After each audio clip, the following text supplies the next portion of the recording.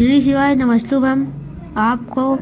एक मुख्य समाचार देना है। काल भैरव अष्टमी का यह मुख्य समाचार, यह उपाय अवश्य करें। प्रदीप मिश्रा अष्टमी और नवमी तिथि, प्रदीप मिश्रा जी ये दो तिथियां ऐसी हैं, हुआ उपाय मान लो अवश्य करें। तुम्हारा पैसा तुमने किसी को दिया 5 लाख, 4 लाख, 3 लाख, 10 लाख, 8 लाख, 2 लाख, 50,000, 25,000, 20,000, 40,000 और वो पैसा नहीं दे रहा आपको, आप हार गए कह के कर, फोन लगा लगा कर, भैया दे दे रहे, परेशानी है, दे दे रहे भैया, हम तो परेशान हो गए, और हार गए, नहीं मिल रहा, बहुत परेशान।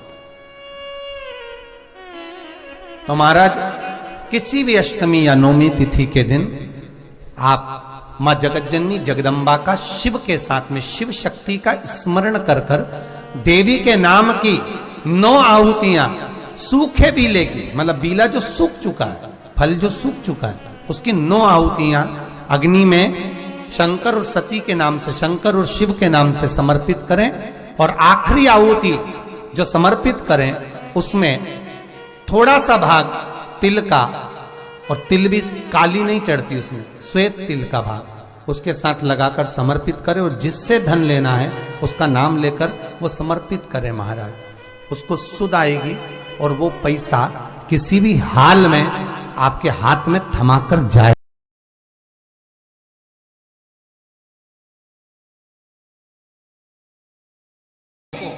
एक कटोरी में पंचामृत बनाकर ले जाते हैं, दूध, दही, शहद, घी, शक्कर, ये सब मिलाकर यदि आप लेकर जाते हैं और ले जाकर भगवान शंकर के सामने समर्पित करते हैं,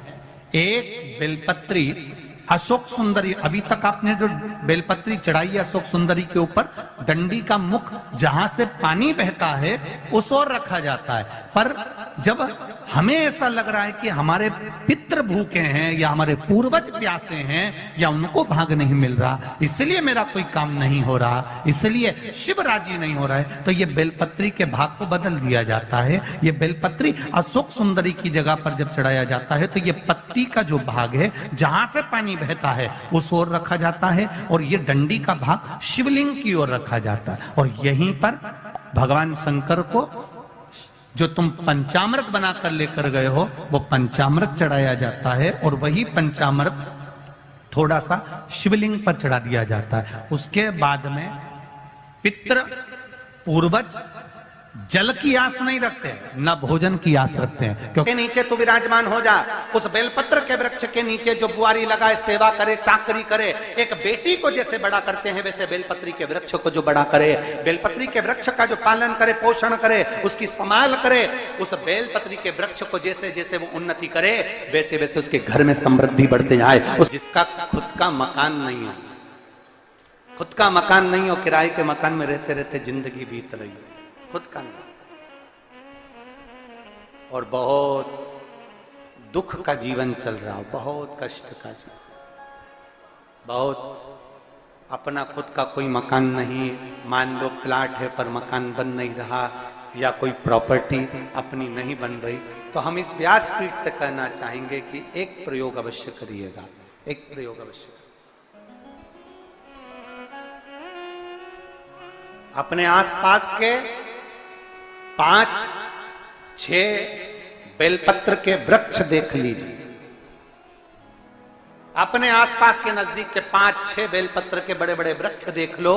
या छोटे वृक्ष देख लो, उन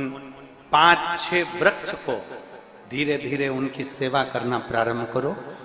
उन वृक्षों को बड़ा करना प्रारंभ करो, उन वृक्ष के नीचे सफाई करना प्रारंभ करो, उन वृक्ष को जल देना प्रारंभ करो, उन वृक्ष को आप खाद देना प्रारंभ करो, उन वृक्ष की सेवा संभाल करना प्रारंभ कर दो, उस वृक्ष के नीचे बुआरी काटना प्रारंभ कर दो, झाड़ू लगाना प्रारंभ कर दो, उस वृक्ष के नीचे सफाई करना प्रारंभ कर दो, उस बेलपत्री के 5-6-7 वृक्ष को आप गोद ले लो। गोद लेना मतलब मैं इसकी सेवा करूंगा, मैं इसमें जल दूंगा, मैं इसके खाद दूंगा, मैं इसकी सेवा करूंगा, कुछ मत करो, बस केवल इस शरीर से उस बेलपत्र के वृक्ष की सेवा करना रोज प्रारंभ कर दो। 6 महीना इंतजार करना और 6 महीना लगातार सेवा करना, 7वां महीना आपका और हमारा, और बताना कि भोलेनाथ ने प्रॉपर्टी दिलाई कि नहीं दिलाई और आगे बढ़ा है।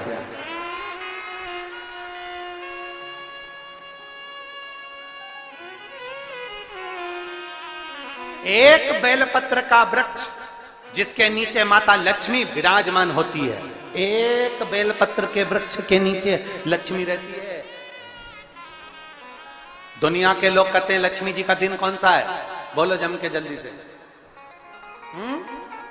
शुक्रवार। दुनिया के लोग कहते हैं लक्ष्मी जी का दिन शुक्रवार है, पर माता लक्ष्मी से पूछा जाए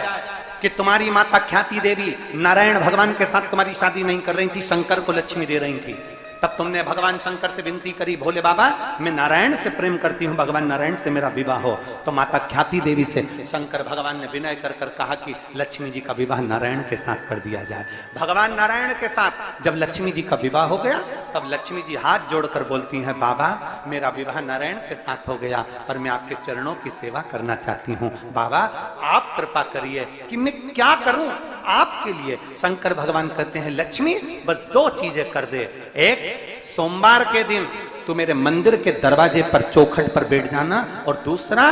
प्रतिदिन शाम के समय पर तू बेलपत्री के पेड़ के नीचे बैठ जाना। जो तेरी बेल वृक्ष के नीचे सेवा करने आए, जो शंकर जी के मंदिर में सोमवार को जल चढ़ाने आए, उसका जो पात्र जल चढ़ाकर जब वो घर लेकर जाए, उसके पीछे पीछे पात्र के पीछे पीछे तू जाना और उसके घर में लक्ष्मी का भंडार भरकर आए। लक्ष्मी बेलपत्र के वृक्ष के नीचे तू विराजमान हो जा। उस बेलपत्र के वृक्ष के नीचे जो बुआरी लगाए, सेवा करे, चाकरी करे, एक बेटी को जैसे बड़ा करते हैं वैसे बेलपत्री के वृक्ष को जो बड़ा करे, बेलपत्री के वृक्ष का जो पालन करे, पोषण करे, उसकी संभाल करे, उस बेलपत्री के वृक्ष को जैसे जैसे वो उन्नति करे, वैसे वैसे उसके घर में समृद्धि बढ़ते जाए, उसके घर में वैभव बढ़ते जाए। ये शंकर भगवान माता लक्ष्मी से करे, भगवान शिव माता लक्ष्मी से करे। तो भस्म, अगर शिव के मंदिर में भस्म मिल जाए, शंकर पर चढ़ी हुई भस्म अगर मिल जाए तो, और अगर भस्म ना मिले ना, तो शंकर के जो शंकर भगवान का जो शिवलिंग है, शिवलिंग के आसपास में जो जलाधारी है, यहां अगर भस्म ना मिले तो इस जलाधारी पर अपना हाथ स्पर्श कर कर अपने तन पर उसको लगाकर जरूर आओ। भस्म। हेलो दोस्तों, यह आपको वीडियो कैसी लगी? प्रदीप मिश्रा जी का उपाय, यह आपको उपाय अवश्य करना चाहिए। यह उपाय करें तो आपकी ज़िंदगी बदल जाएगी। काल भैरव का मतलब आप तो समझ ही गए होंगे। आप अगर मेरे चैनल पे नए हैं तो सब्सक्राइब, लाइक जरूर दबाएं।